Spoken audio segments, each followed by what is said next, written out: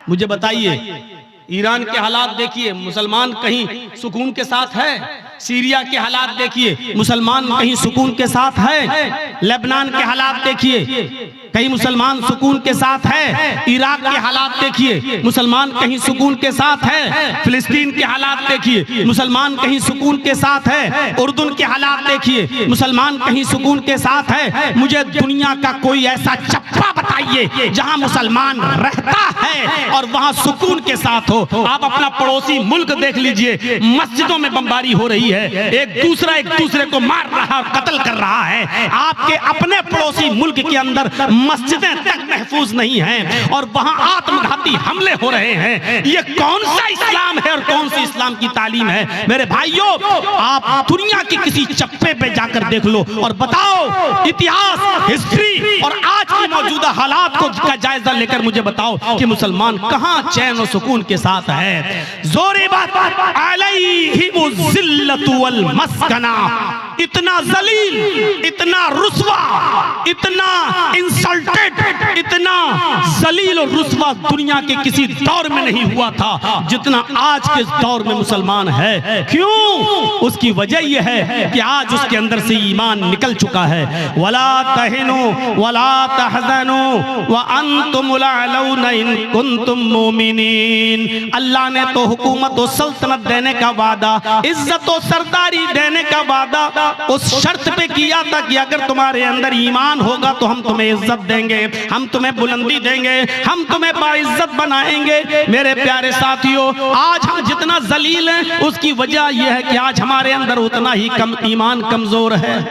आज उतना ही ईमान कमजोर है आज हमारे अंदर।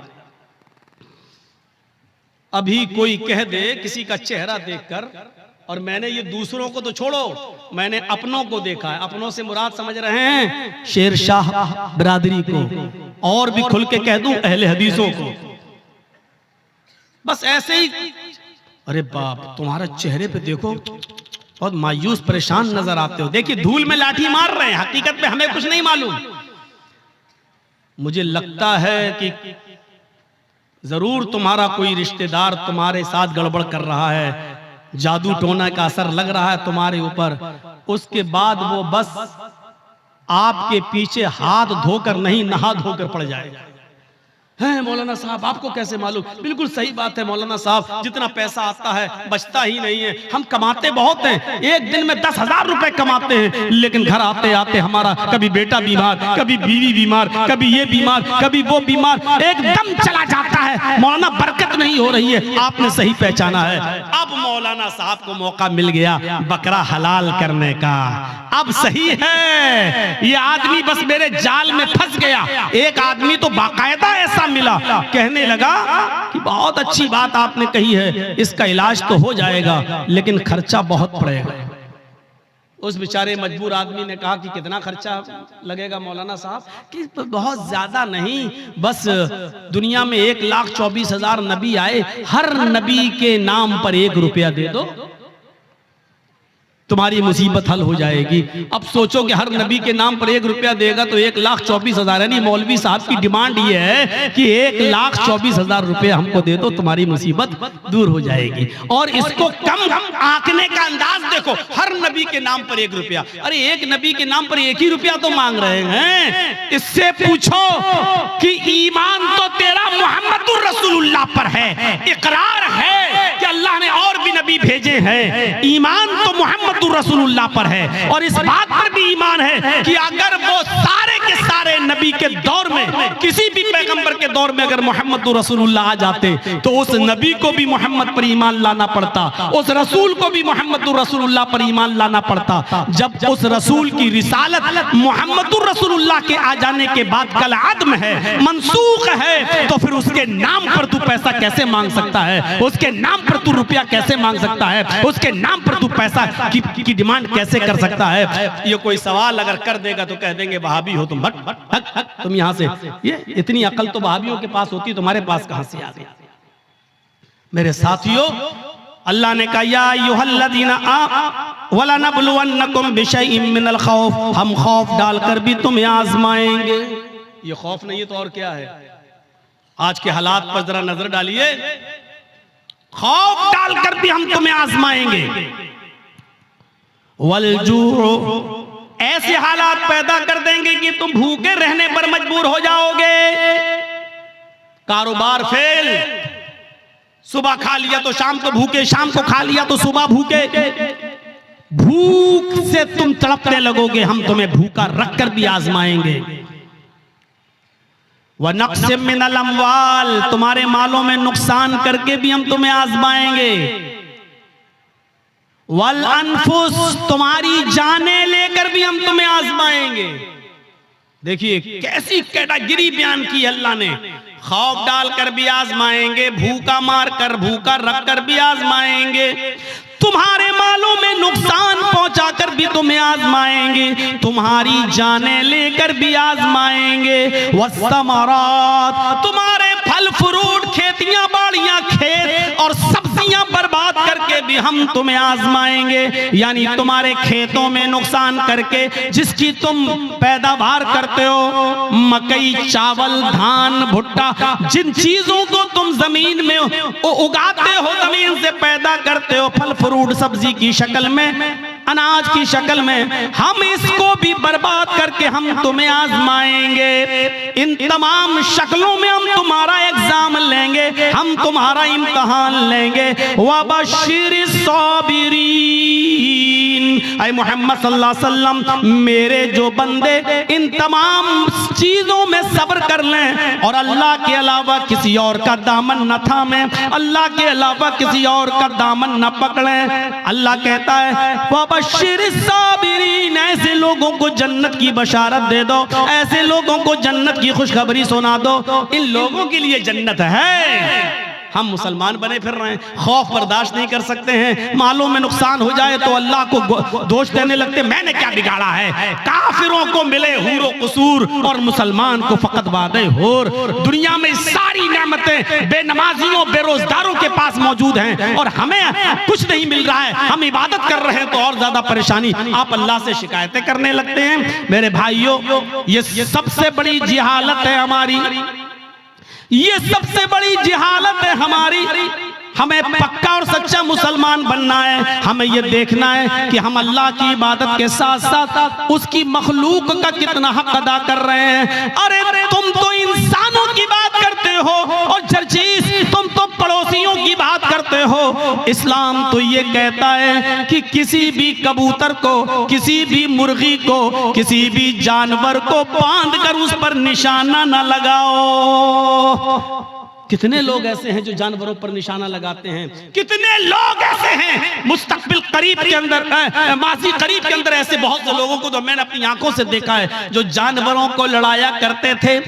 देसी मुर्ग की लड़ाई हुआ करती थी, उनमें नाखून उनके बड़े बड़े कर दिए जाते थे और मुर्ग आपस में लड़ाते हैं। जब तक वो खून खच्चर ना हो जाए और एक मुर्गा जब तक भाग ना जाए तब तक हार जीत का फैसला नहीं होता। पता नहीं अब ये होता है कि नहीं होता है। हमारे उत्तर प्रदेश में ये जिहालत आज भी चलती है। मुझे नहीं मालूम कि आपके बिहार और बंगाल में क्या कंडीशन है। मेरे प्यारे साथियों, इस्लाम इस लड़ाई को, जानवरों की और परिंदों की इस लड़ाई को भी हराम करार देता है और मुर्ग को लड़ाकर जख्मी करने वालों को भी मुजरिम करार देता है। मेरे प्यारे साथियों, इस्लाम तो वो प्यारा मजहब है कि एक औरत ने एक बिल्ली को पकड़ लिया और बिल्ली को पकड़ने के बाद बांध दिया और 3 दिन उसको भूखा और प्यासा रखा, यहाँ तक कि वो मर गई। न छोड़ती थी कि वो शिकार करके अपना गिज़ा हासिल कर ले, अपना रिस्क हासिल कर ले, न खुद को खाना देती थी। बिल्ली भूखी प्यासी मर गई। वो नमाजी थी, सुनो, हाँ गौर करो हदीस के अल्फाज पर, वो नमाजी थी, वो रोजेदार थी, वो अल्लाह की इबादत भी किया करती थी, अल्लाह को माना भी करती थी, लेकिन उसने अल्लाह की एक मखलूक बिल्ली को बांध दिया, उसको भूखा रखा और प्यासा रखा और उस बिल्ली को भूख और प्यास की शिद्दत से मार डाला। लेकिन जब ये औरत मरी तो अल्लाह ताला ने उसकी नमाजों के बदले उसको जन्नत नहीं दी, उसके रोजों के बदले उसको जन्नत नहीं दी, उसकी ज़कात और खैरात के बदले उसको जन्नत नहीं दी। अल्लाह के नबी फरमाते हैं अल्लाह रब्बुल आलमीन ने उस औरत को जहन्नम के अंदर दाखिल कर दिया, इसलिए कि उसने बिल्ली को भूखा और प्यासा रखा था और मार दिया। नमाज पढ़ लेने का नाम इस्लाम नहीं है, रोजा रख लेने का नाम इस्लाम नहीं है। इबादत है, ठीक है, लेकिन इस्लाम यह है कि तुम अल्लाह की मखलूक के साथ भी रहम करो। अल्लाह की मखलूक, अल्लाह की सृष्टि के साथ भी तुम्हें रहम का बर्ताव करना है। ये औरत बिल्ली को बांध के रखी थी, जब मरी बिल्ली तो मर गई भूखी प्यासी, लेकिन नमाज और रोजा रखने के बावजूद जन्नत की मुस्तहिक नहीं हुई। और बुखारी पढ़िए, एक औरत ऐसी भी थी जो बदचलन थी। अब बदचलन का खुलासा नहीं करूंगा, आप समझ जाइए कि बदचलन किसको कहते हैं। बस दूसरे लफ्जों में कह दूं कि वो तवाइफ थी, क्योंकि हदीस में फाहिशा का लफ्ज मौजूद है, यानी जिस्म फरोश थी, पैसा लेती थी और अपना जिस्म बेचती थी, बदचलन थी, जानिया थी, बदकार औरत थी। उसने एक जंगल में एक कुत्ते को देखा जो गीली जमीन के पास बैठकर अपनी जबान से गीली जमीन को चाट रहा है। गोया कि वो प्यासा है और उस गीली जमीन से कुछ पानी लेना चाहता है, लेकिन गीली जमीन से पानी नहीं मिल रहा है। हदीस के अल्फाज हैं, उस औरत को उस कुत्ते पर रहम आ गया, उसने अपना मोजा उतारा। एक रिवायत में आता है उसने अपनी ओढ़नी, अपना दुपट्टा उतारा, उसने उस दुपट्टे को कुएं में डाला। एक हदीस में आता है कि उसने अपना मोजा, चमड़े का मोजा चलता था, वो चमड़े का मोजा उतारा, अपनी ओढ़नी में बांधा और उस ओढ़नी को चमड़े के मोजे के साथ जब कुएं में डाला तो कुएं का पानी उस मोजे में, उस चमड़े के सॉक्स में आ गया। पूरा मोजा उसने पानी से भर लिया और वो कुत्ते के पास आई और उसने पानी उस कुत्ते के मुंह के पास उलट दिया। कुत्ते ने अपनी जबान से चाट चाट कर वो पानी पी लिया। उस वक्त तक वो उसको पानी पिलाती रही जब तक कि वो कुत्ता प्यास की शिद्दत से उसकी प्यास बुझ नहीं गई, वो सैराब न हो गया और अपने आप दुम हिलाकर जाने लगा। गौर करो आए मुसलमानों, ये औरत बदचलन थी, ये औरत जानिया थी, ये औरत जिस्म फरोश थी, इसने नमाजें न पढ़ी थी, रोजा नहीं रखा था, लेकिन एक कुत्ते को पानी पिलाया। वो रहमान और रहीम की रहमत ऐसी जोश में आई, उस रब्बुल आलमीन की रहमत ऐसी जोश में आई कि जब ये औरत मरी तो अल्लाह को उसकी ये नेकी पसंद आई और अल्लाह ने उस औरत को जन्नत के अंदर दाखिल कर दिया। इस्लाम ये बताता है कि अल्लाह अपना हक माफ कर सकता है, लेकिन मखलूक का हक मारोगे तो अल्लाह माफ नहीं करेगा। नमाजों में सुस्ती होगी, अल्लाह माफ कर सकता है, रोजे में सुस्ती होगी, अल्लाह माफ कर सकता है, लेकिन अगर आपने किसी का हक मारा है तो अल्लाह माफ नहीं करेगा जब तक कि आपका वो भाई आपको माफ न कर दे।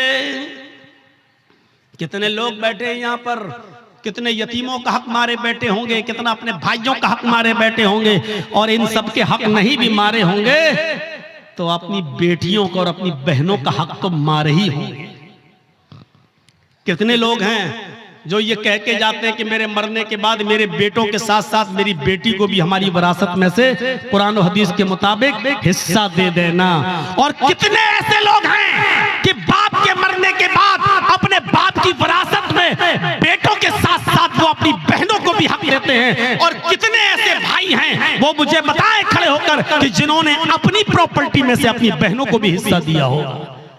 हाजी साहब हैं, नमाज पढ़ने जा रहे हैं, लंबी दाढ़ी है, तहज्जुद की नमाज पढ़ रहे हैं, मर गए लेकिन अपनी प्रॉपर्टी में से अपनी बहन को हक देकर नहीं गए। अरे बाप की प्रॉपर्टी में से भी हक है और भाई की प्रॉपर्टी में से भी बहन का हक है। बहन को अल्लाह ताला ने लड़की को हर तरीके से हक दिया है। बाप भी अपनी बेटी को देगा, भाई अपनी बहन को देगा, शौहर भी अपनी बीवी को देगा, और बेटा है तो वो भी अपनी माँ को, बेटे की प्रॉपर्टी में से माँ को भी हक मिलेगा। एक औरत चारों तरफ से हकदार है, समझ रहे? जैसे मेरी एक बहन है, वो मेरे बाप की विरासत से भी हिस्सा पाएगी और जर्जीस को जो हिस्सा मिला है या जो हमने कमाया है और खरीदा है, प्रॉपर्टी बनाई है, जर्जीस की प्रॉपर्टी में से भी वो हकदार होगी।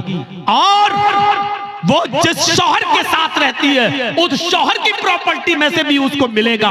और उसका जो बेटा है, बेटा अगर जमींदार है और जायदाद का मालिक है या किसी हिस्से का हकदार है तो उसमें से भी उसकी माँ यानी मेरी बहन उसमें से भी हिस्सा पाएगी। गौर करो, इस्लाम ने औरत को इतनी बुलंदियों से नवाजा है। ये मीडिया के लोग जो उछालते हैं और भागते फिरते हैं और कहते हैं कि इस्लाम ने जुल्म किया है, जुल्म किया है। जुल्म, ये जुल्म नहीं है। मुझे बताओ कि बाप की भी विरासत में से, बेटे की भी विरासत में से, भाई की भी विरासत में से और शौहर की भी विरासत में से ऐसा कौन सा मजहब है और ऐसा कौन सा संप्रदाय है जो अपने बहन, बेटी, बीवी को हक देता हो? मेरे भाइयों, ये इस्लाम है जिसने औरत को इतनी इज्जतों से नवाजा है। अगर माँ है तो कह दिया कि तेरे कदमों के नीचे तेरी औलाद के लिए जन्नत है।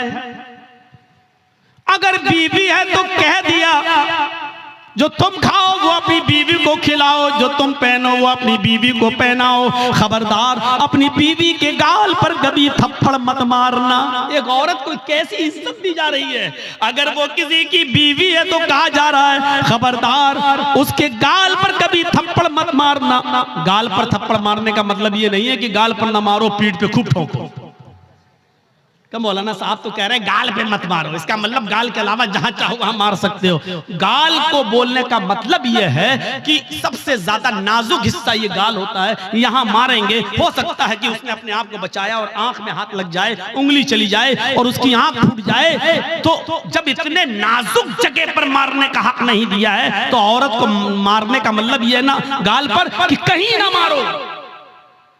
किसी कंडीशन में दिया है इजाजत, हम उस तरफ अभी नहीं जाना चाहते हैं। परमिशन दी है किसी कंडीशन में, लेकिन उसमें भी इतने एहतियात के साथ कि तुम हल्की फुल्की मार सकते हो। वो भी तब जब आपकी बीवी आपके मना करने के बावजूद और पंचायत का फैसला मानने के बावजूद भी आपके अलावा किसी दूसरे मर्द को अपने बिस्तर पे बुलाती है और उसके साथ रंग रलियां मनाती है और समझाने के बावजूद भी नहीं मानती है, तो अब एक आखिरी रास्ता यह है कि उसको हल्की फुल्की मार सकते हो, लेकिन उस वक्त भी गाल पर नहीं, और इतनी भी नहीं कि पीठ पर लकड़ी और डंडों के निशान बन जाएं, इतना भी नहीं। और जब आपकी इस मार से भी वो रास्ते पे ना आए तब आप तलाक के बारे में सोचें और उसमें भी मोहलत दी कि डायरेक्ट 3 तलाक़ें मत दो, तलाक तलाक तलाक, डायरेक्ट उसको बंदूक की 3 गोली उसके ऊपर मत धमक दो कि बेचारी की जान ही चली जाए। उस कंडीशन में भी बताया कि उसको 1 तलाक दो जब वो हालत तोहर में हो, पाकी की हालत में हो, और फिर सोचने और समझने का मौका दो। और फिर जब वो दूसरा महीना आए और फिर वो दूसरे महीने तक नहीं मानती है, फिर भी हरकतें कर रही है, और दूसरे महीने में जब वो हालत तोहर में हैज से पाक हो जाए तब आप उसको दूसरी तलाक दे सकते हो। ये बहुत लंबा एक अरसा होगा, यानी इतना मौका दिया है कि एक कमजोर दिल की औरत डर जाएगी नहीं, इतना अब तो आखिरी रह गई है। तीसरे महीने में जहां तीसरी तलाक दी, हम हमेशा के लिए हराम हो जाएंगे, मेरे बच्चों का क्या होगा, ये सोचने और समझने का पूरा मौका दिया है। इससे पहले अगर वो मान जाती है तो आप भी मान जाओ और उसको अपनी बीवी की शक्ल में कबूल कर लो, स्वीकार कर लो। मेरे भाइयों, बहुत संजीदा मजहब है इस्लाम। इस्लाम के अंदर पूरे के पूरे दाखिल होने का मतलब ही यह है कि उसने जिन कामों के करने का हुक्म दिया उन कामों को करो और जिन कामों से रोकने का हुक्म दिया उनसे रुक जाओ। यही है इस्लाम। हजरत मुआज इब्न जबल फरमाते हैं कि अल्लाह के नबी सल्लल्लाहु अलैहि वसल्लम ने मुझे 10 बातों की नसीहत फरमाई, मुझे 10 बातों की वसीयत फरमाई।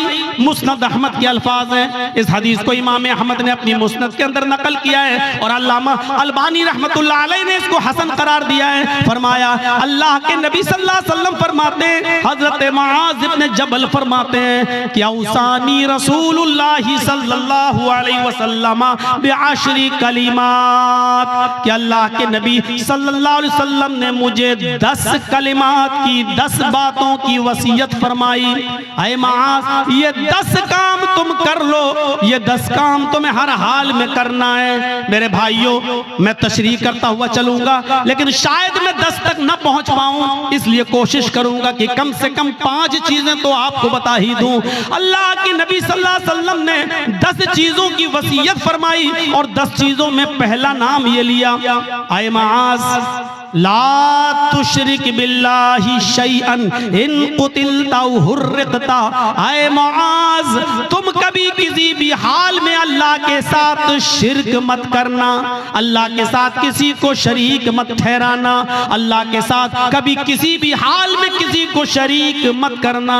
इन कुतिलता औ हुर्रिकता, अगरचे तुम्हें कत्ल कर दिया जाए या तुम्हें आग में जला दिया जाए। अरे भाई 1 घंटा हो गया बोलते हुए, अब तो बैठ जाओ सही से, लगता है स्प्रिंग लगा हुआ है आपके। कुतिलता, अगरचे कत्ल कर दिया जाए। शिर्क बड़ी अजीब चीज है। शिर्क अरबी में शिर्क है, और इसी को अगर हिंदी में कहें तो बहु ईश पूजा, बहुदेववादियत, बहुत सी देवी और देवताओं पे आस्था रखना, बहु ईश पूजा, एक ईश्वर को छोड़कर बहुत से खुदा बना लेना, इसी को शिर्क कहा जाता है। मजबूरी की कंडीशन में, मजबूरी की कंडीशन में इस्लाम कुफ्र की इजाजत तो देता है। एक याद रखिएगा मसला, आपकी जान जा रही हो, लोग पिस्टल लेकर खड़े हों, आप जंगल में अकेले हो, आपके दुश्मन आपको कत्ल करना चाहते हैं और आपसे कुफ्र कराना चाह रहे हैं और कह रहे हैं कि ये कुफ्र कर वरना तेरी जान ले लूंगा, तो अपनी जान बचाने के लिए कुफ्र की इजाजत तो है।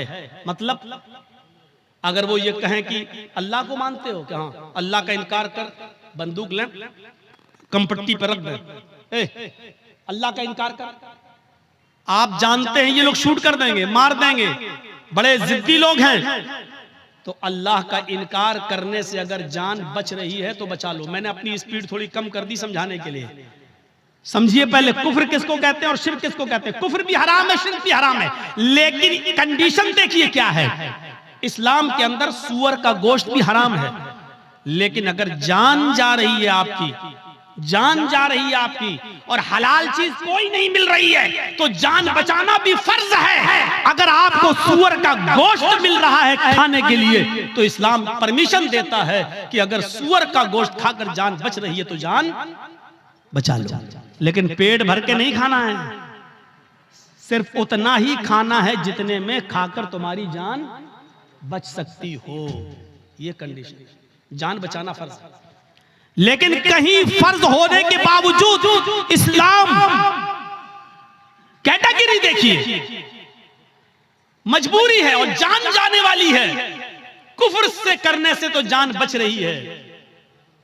अल्लाह के नबी फरमाते हैं कि कुफ्र से जान बच रही है तो बचा लो, लेकिन दिल से अल्लाह का इनकार मत करना। उनके मुंह पे कह देना हाँ हाँ हाँ नहीं नहीं नहीं मैं अल्लाह को मानता ही नहीं हूं, मैं अल्लाह को मानता। सिर्फ जबान से कहना, दिल में अकीदा नहीं होना चाहिए। और जब वो छोड़ दे तुम्हें तो घर पे आओगे, अल्लाह तू तो मेरे दिल का हाल जानता ही है, मैंने मजबूरी में कह दिया था, अय अल्लाह मैं दिल से तुझे मानता हूं और तेरा इकरार करता हूं, अशहदु अल्ला इलाहा इल्लल्लाह व अशहदु अन्ना मुहम्मदन अब्दुहु व रसूलुहु। आपका इस्लाम कोई फर्क नहीं पड़ेगा, क्योंकि आपने जान बचाने के लिए अल्लाह का इनकार किया। अल्लाह का इनकार करने से जान बच रही है तो बचा लो, लेकिन यहाँ कंडीशन क्या है, ला तुशरिक बिल्लाहि शैअन इन कुतिलता हुर्रिकता। यहां इस्लाम, अल्लाह के नबी क्या कह रहे हैं, अगर तुझे कत्ल भी कर दिया जाए और तुझे जला दिया जाए, आग में डाल दिया जाए, ये काम करा लेना, लेकिन शिर्क मत करना अल्लाह के साथ। अल्लाह के साथ शिर्क मत करना। मौलाना जर्जीस मर गए, जर्जीस की कब्र बन गई, जर्जीस का मजार बन गया। बेटा बेटी अल्लाह से मांगो, आय अल्लाह 10 सालें हो गई, बेटा नहीं हुआ, बेटी नहीं हुई, अल्लाह मुझे नेक बेटा दे, मुझे नेक बेटी दे। ठीक है, अब आप जर्जीस के पास कब्र पे चले जाओ, मजार पे, और कहो बहुत अच्छे आदमी थे, आय अल्लाह तू डायरेक्ट मेरी नहीं सुनता है, इनके वसीले से हम दुआ कर रहे हैं, जर्जी साहब तुम मेरी दुआ लेके अल्लाह के पास चले जाओ, जर्जी साहब मुझे अल्लाह से बेटा बेटी दिलवा दो। यही शिर्क है। मैंने कह दिया जो कहना था। समझदारों के लिए इशारा काफी है, कोई जरूरी है किसी का नाम लिया जाए? जब बगैर नाम लिए बात बन रही हो तो नाम नहीं लेना चाहिए। मेरे भाइयों, मैंने अपना नाम ले लिया और क्लियर कर दिया, ये शिर्क है कि अल्लाह को छोड़कर किसी और को पुकारा जाए, किसी और से मांगा जाए। इज़ा सअल्ता फसअलिल्लाह, सवाल करो तो अल्लाह से, व इज़ा इस्तअनता फस्तईन बिल्लाह, और जब मदद तलब करो तो अल्लाह से। मेरे भाइयों, कोई कंपट्टी पर बंदूक रखकर ये कहे कि मैं इस पूरी कौम का सरदार हूं, मुझे सजदा कर, मेरे सामने झुक, मेरे सामने सजदा कर, या मेरे सरदार को सजदा करो, ये मेरे सरदार हैं, तो अल्लाह का इनकार करके जान बच रही है तो बचा लो। लेकिन अगर किसी को सजदा करके जान बच रही है तो यहां इस्लाम आपको जान बचाने की इजाजत नहीं देता, सजदा करने की इजाजत नहीं देता। यहां कहा है अल्लाह के रसूल ने, आए माज शिर्क मत करना।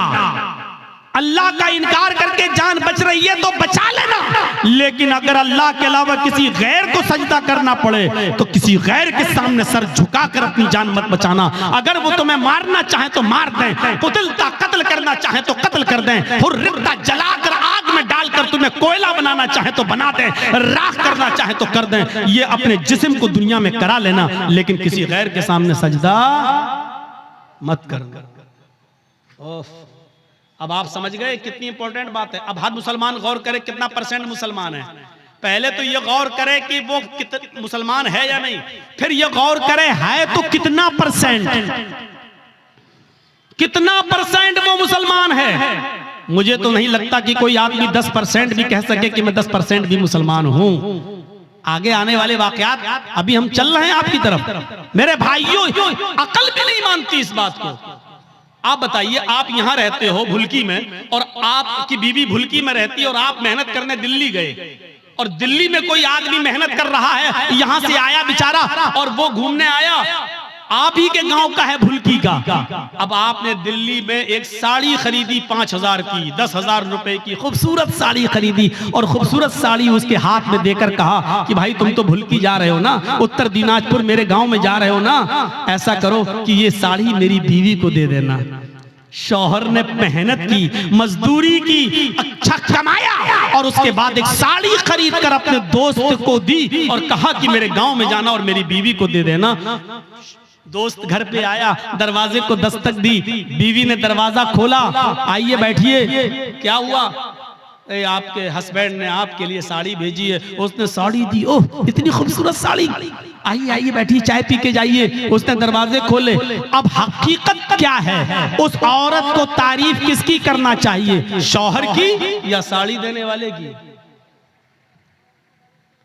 आपकी अकल भी कहेगी यार जिसने साड़ी भेजी है उसकी तारीफ, कितने अच्छे हैं मेरे शौहर, देखो इतनी दूर से भी मुझसे कितना प्यार करते हैं और मुझे कितना मानते हैं, मेरा ख्याल रखते हैं, साड़ी भेजी। अब वो औरत बजाय शौहर के तारीफ करने के अपने दिल के सारे दरवाजे इस साड़ी लाने वाले के लिए खोल दे। एक्सक्यूज मी, आइए चाय पी लीजिए, आप कितने अच्छे हैं, आप हमारे लिए साड़ी लेके आए हैं, चलिए कहीं डेट पे चलते हैं, चलिए कहीं घूमने चलते हैं। उसी की तारीफ के पुल बांधने लगे। और शौहर को अगर पता चल जाए दिल्ली में बैठे हुए आज के इस कंप्यूटराइज्ड दौर के अंदर कि कमबख्त साड़ी मैंने भेजी और बेगैरत दिल दे बैठी साड़ी देने वाले को, वहीं से मोबाइल करेगा, फोन की घंटी बजेगी, बीवी उठाएगी, कुछ सुनेगा नहीं, कहेगा तलाक तलाक तलाक।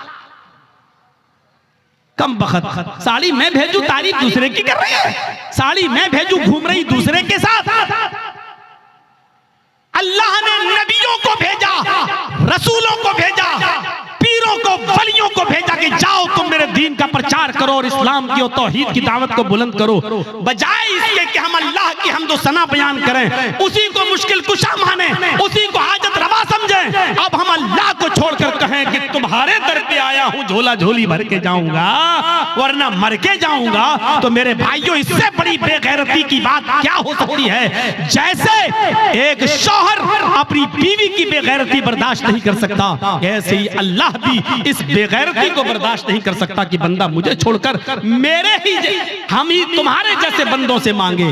अरे तुमको खाने की जरूरत पड़ती है, उनको भी पड़ती है। तुम पीते हो, वो भी पीते हैं। तुमको बुखार आता है, उनको भी आता है। तुम्हें सर में दर्द होता है, उनको भी सर में दर्द होता है। तुमको पेशाब और पायखाने की जरूरत होती है, उनको भी होती है। वो खुद हमारी रोजी रोटी के मोहताज हैं, वो खुद हमारे मदद के मोहताज हैं। वो तुम्हारी मदद क्या करेंगे? मेरे प्यारे साथियों, इस चीज को समझ लीजिए तो इस्लाम के अंदर पूरे के पूरे आप दाखिल हो जाएंगे। तो पहली चीज यहीं पर स्टॉप। ला तुशरिक बिल्लाहि शैअन इन कुतिलता औ हुर्रिता। पहली चीज, काट दिया जाए, टुकड़े टुकड़े कर दिया जाए या जला दिया जाए, अपने आप को जला लेना, कटवा लेना, लेकिन गैरुल्लाह को सजदा न करना, शिरक मत करना। पहली चीज। दूसरी चीज, आइए नौजवानों, तुम्हारे लिए बेहतरीन चीज, वला तउक़न्न वालिदैक व इन अमराक अन तख़रुज मिन अहलिक व मालिक। कभी किसी भी हाल में अपने पेरेंट्स की, अपने माँ बाप की नाफरमानी मत करना, उनके साथ बुरा सलूक मत करना, उनका दिल कभी मत दुखाना। आगे वाले जुमले मेरे भाइयों हमारी आंखें खोल देंगे। वही नमराकान तखरुज मिन अहलिका व मालिक। अगर जिन तुम्हें तुम्हारे वालिदैन, तुम्हें तुम्हारे माँ और बाप दोनों तुम्हारे घर से, अपने घर से नहीं, वो तो घर है ही, तुमने मेहनत करके जो घर कमाया है और बनाई है बिल्डिंग, और तुमने जो शादी की है, अगर वो तुम्हें हुक्म दें कि तुम अपने घर से निकल जाओ, तो अपने बाप का हुक्म मानते हुए तुम्हें अपना घर छोड़ना पड़ेगा। वो अगर वो कहें कि तुम अपने अहल वयाल, बीवी बच्चों को भी छोड़ दो और भागो यहाँ से, तो तुम्हें अपने माँ बाप की बात मानकर अपने बीवी बच्चों को भी छोड़ना पड़ेगा। ये एक अलग मसला है कि अगर बाप गलती पर हो और बेटे की गलती ना हो। मैं अभी इस तरफ नहीं जाना चाह रहा हूं, मैं सिर्फ ये बताना चाहता हूं कि माँ बाप का मकाम कितना बड़ा है और वालिदैन की अहमियत कितनी बड़ी है। अल्लाह के नबी कह रहे हैं, घर तुम्हारा, तुमने मेहनत करके कमाया बनाया, ठीक, लेकिन अगर तुम्हारे बाप कहे जर्जीस जाओ यहां से, हटो, जर्जीस को अपनी कमाई वाला घर छोड़ना पड़ेगा, बाप का हुक्म मानते हुए। ये तुम्हारी बीवी बड़ी नाफरमान है, अल्लाह की नाशुक्री है, छोड़ो इसको, चलो, हमें छोड़ना पड़ेगा। और इसकी एक मिसाल मैं आपको देना चाहता हूं, जरा सुनिएगा। हजरत इब्राहिम अलैहिस्सलातु वस्सलाम अपने बेटे इस्माईल अलैहिस्सलातु वस्सलाम से मुल्क शाम में मिलने के लिए गए। दरवाजे को दस्तक दी, उनकी बीवी ने दरवाजा खोला।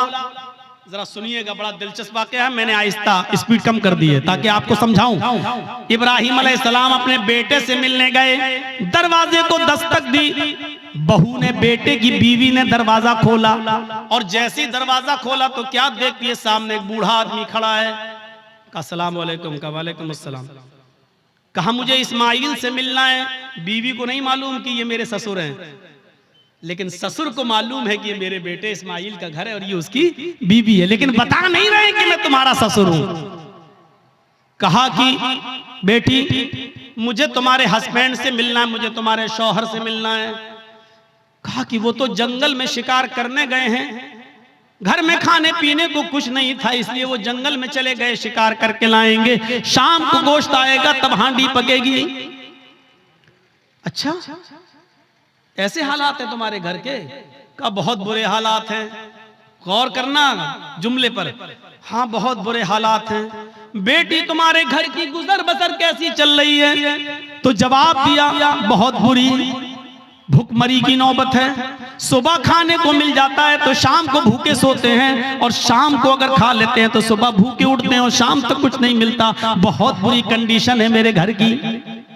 इब्राहिम अलैहिस्सलाम जाने लगे, कहने लगे बेटी जब तुम्हारे हस्बैंड घर पे आ जाएं, अब सुनो, जब तुम्हारे हस्बैंड घर पे आ जाएं तो उनसे कहना कि एक ओल्ड मैन आया था, एक बूढ़ा आदमी तशरीफ लाया था, उसने तुम्हें सलाम कहा है और कहा है कि अपने घर की चौखट बदल दो, तुम्हारे घर की चौखट ठीक नहीं है। चौखट समझते हैं ना, वो घर का मेन गेट का जो दरवाजा होता है, चौखट, जिसमें आदमी अंदर घुसता है घर के दरवाजे से, वो चौखट। अपने हस्बैंड से कहना कि तुम्हारे घर की चौखट अच्छी नहीं है, ठीक नहीं है, इसको बदल दो। ये कहकर इब्राहिम अलैहिस्सलाम चले गए और उनकी बीवी घर की चौखट देख रही है कि बुढ़ा सटिया गया क्या, ये बुढ़े को पागल है क्या, कितनी अच्छी चौखट है, मजबूत चौखट है, गर्मियों में हवा आती है, सर्दियों में धूप आती है, वो कह रहा है कि तेरी चौखट खराब है, ये बुढ़ा सटिया गया।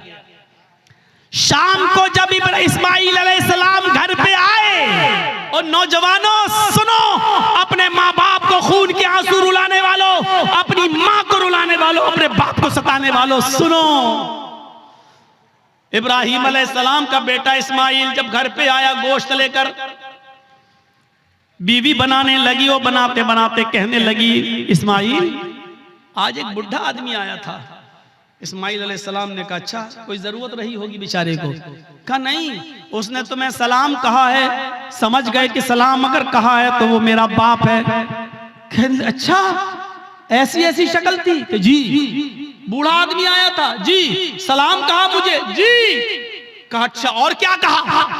कहा उसने मुझसे कि अब जब तुम्हारे शौहर घर पे आ जाएं, हस्बैंड घर पे आ जाएं, तो उनसे कहना कि तुम्हारे घर की चौखट ठीक नहीं है, उसको बदल दो। बुढ़ा सटिया गया था।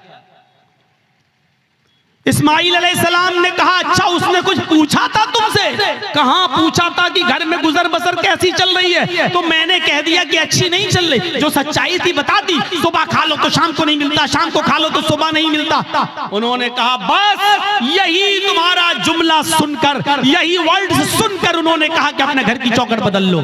क्या मतलब? कहा मेरी बीवी, उन्होंने जब ये देखा कि तुमने अल्लाह का शुक्र अदा नहीं किया, जब पूछा कि घर की गुजर बसर कैसी चल रही, तो तुम्हें कहना चाहिए था कि अल्हम्दुलिल्लाह, अल्लाह ने मुझे जिस हाल में रखा है अल्लाह का शुक्र है, बस जिंदा हूँ, और अल्लाह मुझे जिस हाल में भी रखे मैं हमेशा उसके दिए हुए रिस्क पर खुश हूँ। वो जिस हाल में भी मुझे रखता है मैं उसकी दिए हुए रिस्क पर मैं राजी हूँ और खुश हूँ। तुम्हें ये जुमले कहना चाहिए था, लेकिन तुमने अल्लाह की नाफरमानी कर दी। तुमने ये कह दिया कि मुझे अच्छी जिंदगी नहीं मिल रही है, मैं बड़ी तंगदस्ती में अपनी जिंदगी गुजार रही हूँ। मेरे बाप ने सोच लिया कि तुम अल्लाह की नाफरमान बंदी हो। आए मेरी बीवी, उन्होंने घर की इस चौखट को बदलने के लिए नहीं कहा है, जो घर की चौखट है, ये दरवाजे के ऊपर जो चौखट है, इसको बदलने के लिए नहीं कहा है, उन्होंने चौखट बदलने के लिए कहा है। इसका मतलब ये है कि उन्होंने अपनी बीवी बदलने की, उन्होंने मेरी बीवी बदलने की बात कही है। उन्होंने इशारा किया है, ऐसी अल्लाह की नाफरमान बीवी को अपने घर में तुम मत रखो। क्यों ऐसी औरत को अपने घर में रख रहे हो जो अल्लाह की नाशुक्रगुजार बंदी है? लिहाजा तुम अल्लाह की शुक्रगुजार बंदी से निकाह करो, नाशुक्र औरत को तलाक दे दो।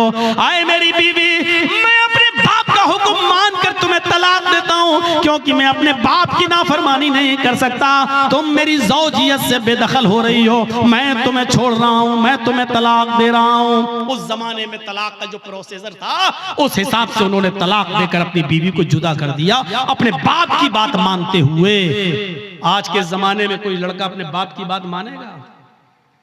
अरे बाप की बात तो छोड़ो, शादी के 2-4 महीने के बाद वो ऐसा बीवी का गुलाम होता है कि फिर अपनी अम्मा से कहता है चुप चुप, तू नहीं समझेगी। कोई बात हो रही है, कहता है तू नहीं समझ, तू बीच में क्यों बोलती है, तू नहीं समझेगी। उसको कह रहा है कि तू नहीं समझेगी। उस माँ से जो बचपन में तेरे रोने से समझ जाती थी कि तू दूध के लिए रो रहा है या तेरे कांधे में या पेट में दर्द है, जो बचपन में तेरी चीख और तेरे रोने की आवाज से पहचान लेती थी कि तुझे भूख लगी है या तेरे जिस्म के किस हिस्से में दर्द है, तो उस डॉक्टर से, अल्लाह की कसम, माँ से बड़ा कोई डॉक्टर दुनिया में पैदा नहीं हुआ। कितनी भी बड़ी वो MBBS और MS और MD की डिग्री ले ले, माँ से बड़ा कोई डॉक्टर नहीं है, क्योंकि माँ पहचानती है कि बेटा ये रो रहा है तो इसके रोने में भूख छिपी है या कहीं दर्द छिपा है। मेरे भाइयों, उस माँ से कहते हो तुम, उस माँ से कहते हो कि तू नहीं समझेगी, जो बचपन में तेरे रोने की आवाज से समझ जाया करती थी जब तू बोलना नहीं जानता था तो जानती थी कि तू क्या चाहता है, तू तेरा इरादा क्या है, तेरे पेट में दर्द है या तेरे जिस्म में दर्द है या तेरे सिर में दर्द है, वो उस वक्त तुझे समझती थी। और आज तू इतना बड़ा हो गया है, आज इतना अक्लमंद हो गया है, आज तेरी पोजीशन इतनी ऊंची हो गई है कि तू अपनी माँ से इतनी जुर्रत और इतनी हिम्मत कि अपनी माँ से कहता है तू नहीं समझेगी। ओफो।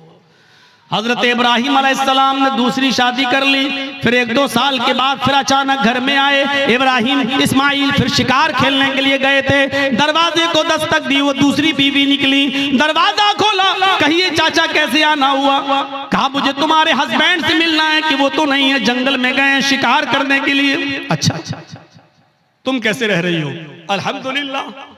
गुजर बसर कैसी चल रही है? अल्लाह का शुक्र है, अल्लाह ने जिस हाल में भी रखा है हर हाल में अल्लाह की तारीफ है। फरमाया मेरी बेटी, जब तुम्हारे शौहर घर पे आ जाएं तो उनसे कहना कि एक बूढ़ा आदमी आया था, उन्होंने सलाम कहा है और चलते चलते उसने ये वसीयत नसीहत की है कि अपने घर की चौखट को बरकरार रखना, इसको बदलने की जरूरत नहीं है। घर की चौखट ठीक है। ये औरत भी कहती है बुढ़ा सटिया गया, बदलने की तो कोई बात ही नहीं हो रही। इस्माइल अलैहिस्सलाम जब घर पे आए तो बीवी ने पूरी बात बताई। इस्माइल अलैहिस्सलाम खुश होकर कहने लगे मेरी बीवी वो मेरे बाप थे और घर की चौखट तुम हो। उन्होंने कहा बरकरार रखना, इसका मतलब ये कि अपनी बीवी को अच्छी तरीके से रखना, ये अल्लाह की बड़ी नेक और फरमाबरदार बंदी है। बाप की तमन्ना ये होती थी कि हमें जो है मेरे बेटे को अच्छी बहू बीवी मिले, मुझे अच्छी बहू मिले। और जहां बेटों के हक हैं बाप के ऊपर, वहां हक एक ये भी है कि वो अच्छी और दीनदार लड़की से शादी कराए। आज किन से शादियां करा रहे हो अपनी बेटियों की? माँ बाप। पहली बात तो अब माँ बाप को बेचारों को तो अब देखने का मौका ही नहीं मिलता है। अब तो लड़के और लड़कियां खुद ही सेट कर लेते हैं। अब तो माँ बाप बेचारे उनकी बात मान लेते हैं, अगर नहीं मानेंगे तो ये लड़की मेरी बेटी मेरी नाक कटा के रख देगी और मुझे बदनाम कर देगी, इसलिए जहां चाह रही है वहां कर दो बस। अब तो ये है। तो मेरे भाइयों हम गौर करें, जहां थोड़ी बहुत इंसानियत बाकी है, थोड़ा बहुत दीन बाकी है, जहां की औलाद आज भी शादी के मामलात अपने माँ बाप के ऊपर छोड़ देते हैं, वो जरा गौर करें उनके माँ बाप की अपने बच्चों की शादियां किस जगह करा रहे हैं। हजरत उमर फारूक के पास एक शख्स आया, अपने बेटे की शिकायत करने लगा कि मेरी औलाद ऐसी, मेरा बेटा ऐसा, मेरा कहना नहीं मानता। हजरत उमर फारूक ने उसके बेटे को बुलाया और बाप के सामने इतना डांटा कि तुम्हें शर्म नहीं आती? अपने बाप को सताते हो, अपने बाप की नाफरमानी करते हो, अपने बाप को रुलाते हो, तुम्हें शर्म आनी चाहिए।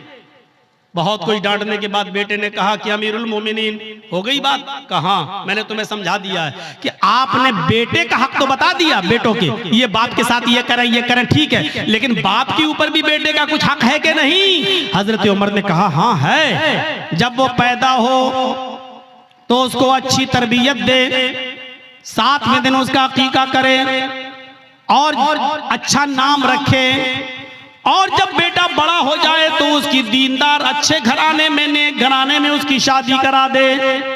ये है बाप का हक औलाद पर। तो उस बच्चे ने कहा, लड़के ने, अमीरुल मोमिनीन मेरे बाप से पूछो इसने इन तीनों कामों में से कौन सा काम मेरे साथ किया है? जब मैं पैदा हुआ 7वें दिन का था तो मेरा अकीका नहीं किया। नाम मेरा रखा, तो जानते हो इसने नाम मेरा क्या रखा?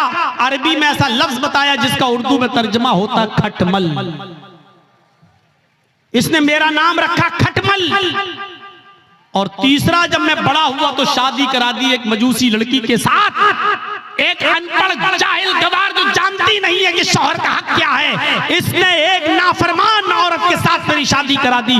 तीनों काम इसने नहीं किए। फिर हजरत उमर फारूक ने बाप को डांटा, कहा बेटे की शिकायत करते हो, अपनी गलती नहीं बताते हो कि तुम्हारी गलती क्या है? तुमने जब अपनी औलाद का हक अदा नहीं किया तो अब भुगतो, देखो, और अब ये सारे जुल्म और ज्यादती सहो, अब तो तुम्हें सहना पड़ेगा।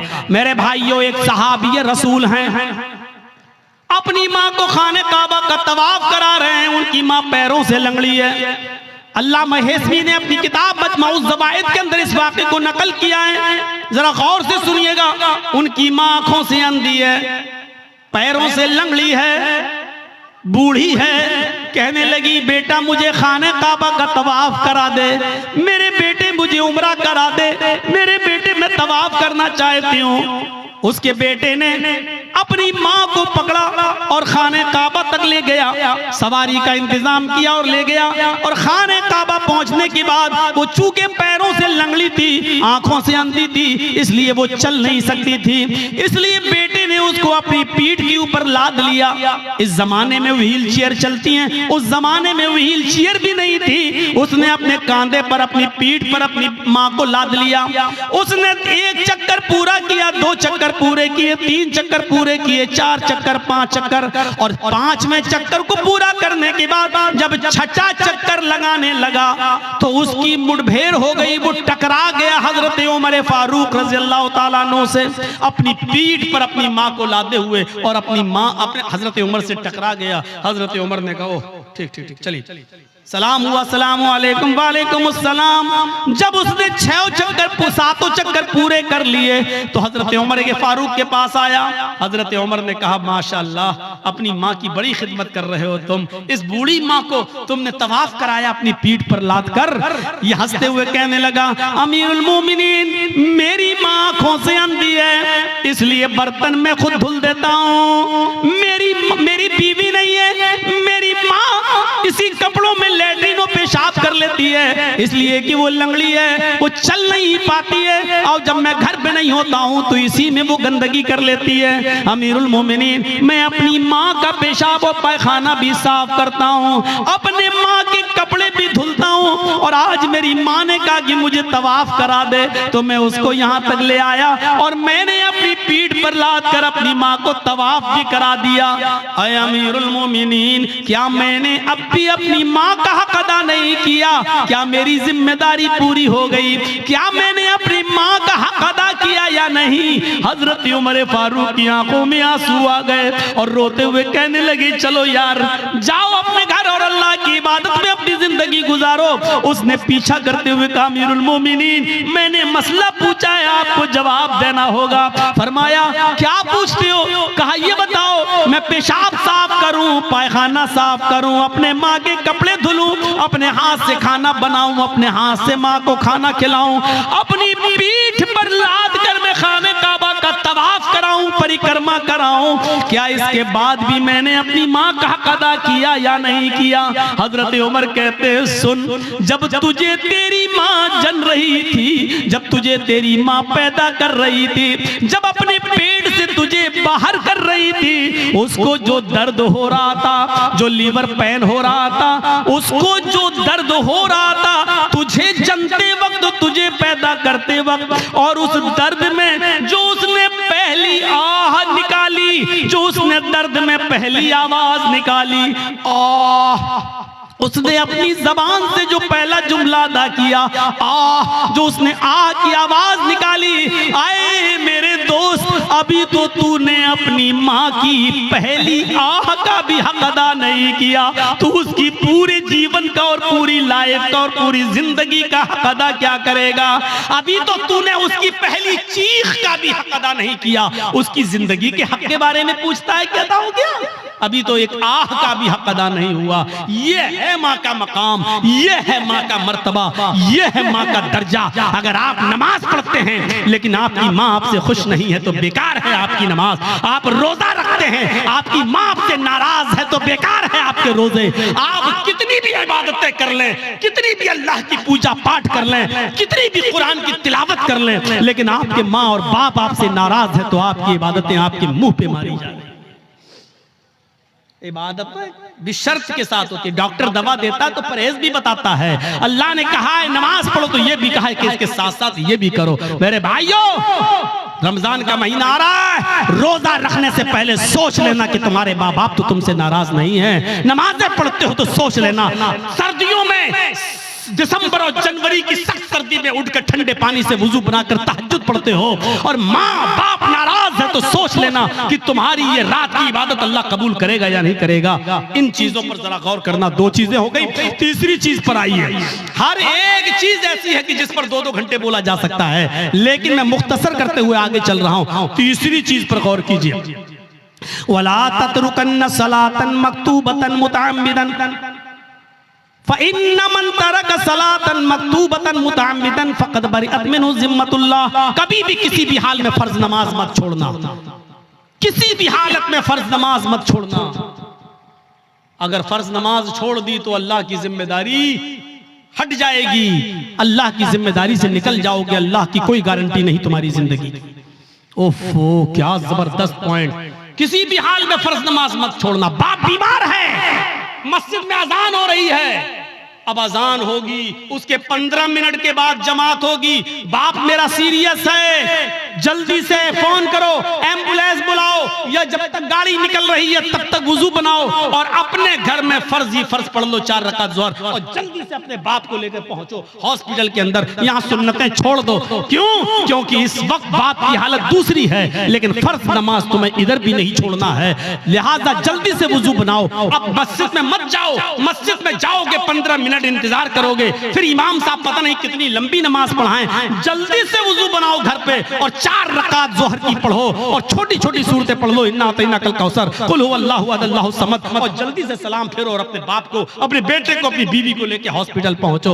हॉस्पिटल में भर्ती कर लो, आईसीयू में भर्ती हो गई है, ठीक है, उधर भी जल्दी से वुजू बनाओ, असर की नमाज पढ़ लो। और अगर देख रहे हो कि बाप ज्यादा सीरियस, माँ ज्यादा सीरियस, तो जल्दी से 4 ज़ोहर पढ़ लो, 4 उसी के साथ असर पढ़ लो और जल्दी से लेके चलो, क्योंकि इस वक्त आपकी कंडीशन दूसरी है, बेटे की कंडीशन दूसरी है मेरे भाइयों। लेकिन नमाज आपको इस कंडीशन में भी पढ़नी है, छोड़नी नहीं है। हालत तंदुरुस्ती में और अच्छी खासी हालत में छोड़ देने वालों, इस्लाम के अंदर पूरे के पूरे दाखिल हो। कहते हो मौलाना साहब रोजी नहीं आ रही, रोजी आएगी कैसे? रोजी की दुआ तो अल्लाह ने नमाज में बताई है। जब एक सजदा करके उठते हो और दूसरे सजदे में जाते हो तो सजदे, दोनों सजदों के दरमियान बैठकर जो दुआ पढ़ते हो मेरे भाइयों, सबसे अफजल और सबसे अच्छी दुआ तो मुस्लिम शरीफ की हदीस की ये है, रब्बि गुफिरली, रब्बि गुफिरली, अल्लाह मेरी मग़फ़िरत फरमा, अल्लाह मेरी मग़फ़िरत फरमा। लेकिन मेरे भाइयों अबू दाऊद और सुनन नसई की दीगर दूसरी रिवायतों में ये दुआ भी आई है कि बैन सजदतैन, सजदों के दरमियान जो दुआ पढ़ी जाती है वो है अल्लाहुम्मा ग़फ़िरली वरहमनी वहदिनी वआफ़िनी वरज़ुक़नी। देखिए सजदे में जो दुआ पढ़ी जा रही है उसमें आप रिज़्क़ भी मांग रहे हैं, अल्लाहुम्मा ग़फ़िरली वरहमनी वहदिनी वआफ़िनी वरज़ुक़नी, अल्लाह मुझे रिज़्क़ हलाल दे। आपने ज़ोहर की 10 रकातें पढ़ी, 10 बार आपने कहा वरज़ुक़नी। आपने फजर की 4 रकातें पढ़ी, 2 सुन्नत 2 फर्ज, आपने 4 मरतबा कहा वरज़ुक़नी, अल्लाह मुझे रिज़्क़ हलाल दे। आपने असर की, अगर मस्जिद में पहले पहुंच गए तो 4 सुन्नत और 4 असर फर्ज पढ़ ली तो 8 रकातें पढ़ी, 8 मरतबा आपने कहा वरज़ुक़नी। मगरिब में 5 मरतबा आपने कहा वरज़ुक़नी। इशाम में कम से कम 7 रकातें हैं, 4 फर्ज 2 सुन्नत और 1 वित्र, आपने 7 मरतबा कहा वरज़ुक़नी। गौर करो, जो इतनी बार अल्लाह से रिज़्क़ मांगेगा, रोजी मांगेगा, अल्लाह उसको मायूस करेगा, अल्लाह उसको निराश करेगा, अल्लाह उसको नाउम्मीद लौटाएगा? नहीं। तो आपको रिज़्क़ हलाल मांगने की दुआ अल्लाह ने बताई है और वो है नमाज। नमाज ही नहीं पढ़ोगे, अल्लाह से मांगोगे ही नहीं, तो अल्लाह क्यों देने लगा तुम्हें? और देगा भी तो ऐसे ही देगा। 5000 कमाया, घर पे आए, बेटा बीमार, डॉक्टर ने कह दिया आईसीयू में रखा जाएगा, खर्च करो 50,000। कमाया 10,000, घुस गया 50,000। क्यों? अल्लाह ने कहा वमन आरज़ा अन ज़िक्री फ़इन्न लहू मईशतन ज़नका, तुम मेरे जिक्र से एराज करोगे हम तुम्हारी रोजी को तंग कर देंगे। जिक्र से एराज करना। आज एक दिल चाहता कि तुमको एक कीमती बात बता दूं, सुनिए। एराज करना किसे कहते हैं? यहां पर बहुत से लोग ऐसे होंगे जो नमाज छोड़ते हैं, नमाज नहीं पढ़ते हैं, या जुमे पढ़ते हैं, 8 दिन मस्जिद में नहीं आते हैं, 7 दिन गायब। उनके बारे में तो मैं कुछ कह ही नहीं सकता, वो जाने, उनका रब जाने, उनको क्या अजाब होगा क्या नहीं, वो अल्लाह जाने, उनका रब जाने और आप जाने। मैं उनकी बात कर रहा हूं यहां पर जो नमाज तो पढ़ते हैं लेकिन टाइम पे टाइम, नमाज तो पढ़ते हैं लेकिन टाल मटोल कर। अजान हो रही है, 5 कस्टमर रह गए हैं, इनको निपटा दूं तब जाऊंगा। जल्दी जल्दी आपने उनको सौदा दी दुकान से, जब तक बंद करके जा रहे हैं पता चला जमात हो चुकी है। हम डॉक्टर हैं, हमारे पास मरीज आया हुआ है बुखार का और जुकाम की दवा लेने के लिए, और अजान की आवाज आ गई, हमने सोचा 2 मरीजों को दवा दे दूं, उसके बाद जा रहा हूं। जब तक 2 मरीजों को हम दवा दे रहे हैं और जब तक हम मस्जिद में नमाज पढ़ने जा रहे हैं, जमात हो गई। ये है नमाज से एराज। पढ़ तो रहे हैं आप, लेकिन जमात को आपने तर्क कर दिया और जमात छोड़ दी। ये है नमाज से एराज। अल्लाह ने कहा वमन अअरज़ अन ज़िक्री, जो मेरे जिक्र से जो नमाज से एराज करेगा, रूगर्दानी करेगा, हम उसकी रोजी को फ़इन्न लहू मईशतन ज़ंका, उसकी रोजी तंग कर दी जाएगी।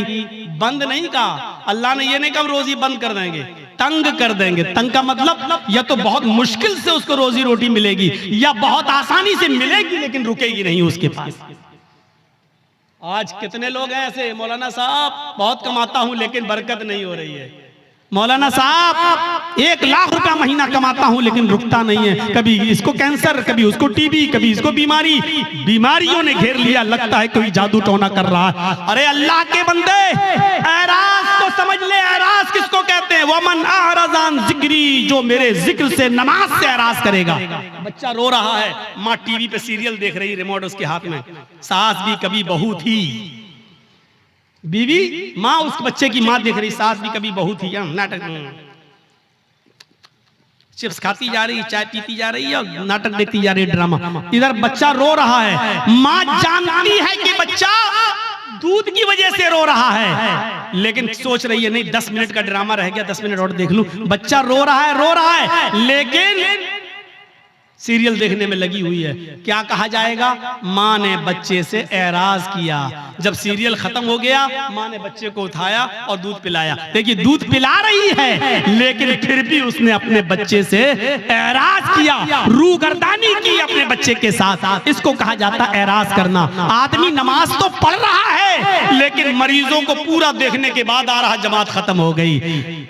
नमाज तो पढ़ रहा है लेकिन दुकान के सारे कस्टमर को निपटा के आ रहा है, जमात खत्म हो गई। इसको कहा जाता है एराज करना। माँ दूध तो पिला रही है लेकिन सीरियल देखने के बाद आदमी नमाज तो पढ़ रहा है लेकिन अपनी दुकानदारी पूरी करने के बाद, तो आपने अल्लाह के लिए छोड़ा क्या है? आपने अल्लाह के लिए छोड़ा क्या? कुर्बानी क्या दी है? कुर्बानी तो ये थी, आवाज आई हय्या अलस सलाह और सामने वाला 10,000 रुपए का कस्टमर है, आप कह दो कि जा पहले मैं नमाज पढ़ने जा रहा हूँ, अगर नमाज नहीं पढ़ूंगा मैं नमाज के बाद ही तुम्हें दूंगा, जाओ नमाज पढ़ दो उसके बाद आना।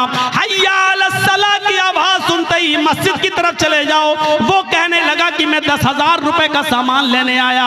आपने कहा 10,000 रुपए की परवाह नहीं है, रज़्ज़ाक़ वो है, रोजी रोटी देने वाला वो है, रोजी रोटी देने वाली तेरी जात नहीं अल्लाह की जात है। आपने 10,000 के कस्टमर को ठुकरा दिया और आप मस्जिद में नमाज पढ़ने चले गए। ये है नमाज।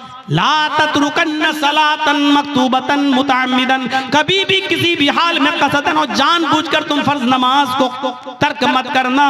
जो फर्ज नमाज को जानबूझकर तर्क कर देता है, फर्ज नमाज को जानबूझकर छोड़ देता है, अल्लाह की जिम्मेदारी उसकी ऊपर से उड़ जाती है। अपने आप पर गौर करो कि कितने % मुसलमान हो, इस्लाम में दाखिल हो या नहीं, ऐसा करते हो या नहीं। अब तो बड़ा मुश्किल हो जाएगा। अक्सर लोग हमारे भाई यहाँ बैटरी वाला रिक्शा चलाते हैं बेचारे, अब पैसेंजर को लेके जा रहे हैं रिक्शे पे, अजान की आवाज आई हय्या अलस सलाह, उसको वहीं रिक्शा रोकना पड़ेगा, फौरन मस्जिद में भागना पड़ेगा। मौलाना साहब क्या करें? हाँ सुन लो, उलमा की मौजूदगी में फतवा आपके सामने दे रहा हूं और ये फतवा मेरा नहीं, अब्दुल्ला इब्ने बास का फतवा है, शेख सालेह अल उसैमीन का फतवा है। और फतवा यह है कि हर वो नौकरी, हर वो बिजनेस, हर वो कारोबार हराम है इस्लाम के अंदर जिस कारोबार की वजह से और जिस बिजनेस की वजह से आपकी नमाज छूट रही हो, इस्लाम में उस कारोबार को हुर्मत हराम करार दिया गया है। ऐसे कारोबार को इस्लाम ने हराम करार दिया है जिस कारोबार की वजह से आपकी नमाज तर्क हो रही है। नमाज ही नहीं तो फिर मुसलमान किस बात का, नमाज ही नहीं तो फिर इस्लाम का मानने वाला किस बात का। तो मेरे प्यारे साथियों, हम बहुत बेबाक हैं अपने अंदाज में। मैंने कह दिया, हर वो बिजनेस, हर वो कारोबार, हर वो नौकरी, चाहे वो बैंक की नौकरी हो, चाहे वो सरकारी जॉब हो या प्राइवेट जॉब हो। मौलाना साहब मेरा मालिक बहुत बदमाश है, हमें नमाज पढ़ने की इजाजत नहीं देता है, छोड़ दो। रज़्ज़ाक़ अल्लाह वाला है, वो प्राइवेट कंपनी का मालिक रोजी देने वाला नहीं है। अल्लाह एक दरवाजा बंद करता है तो 100 दरवाजे खोलता है। मेरे भाइयों, इस अकीदे के साथ नमाज पढ़िए और इस तौहीद के साथ नमाज पढ़िए। और चौथी चीज और बताऊंगा मेरे भाइयों, 10 चीजों पे हम नहीं चल पाएंगे। चौथी और आखिरी चीज मैं इसलिए बताऊंगा क्योंकि आज हमारी नौजवान नस्ल इसकी तरफ भाग रही है, इसलिए ये भी सुन लो। वला तशरबन खमरन फइन्नहु रअसु कुल्लि फाहिशतिन। और आए मास, कभी किसी भी कंडीशन में शराब मत पीना, इसलिए कि शराब हर बुराई की जड़ है। शराब मत पीना वैसी हराम हो गई, लेकिन शराब का नुकसान क्या बताया? फइन्नहु रअसु कुल्लि फाहिशतिन, हर बीमारी हर बुराई की जड़ है। यानी आप शराब पिएंगे तो कोई भी गुनाह कर सकते हैं। शराब पी के आदमी घर में आया, माँ ने डांटते हुए कहा, अच्छा तू शराब पी के आया कमीने, बेगैरत, शराब पी के आया।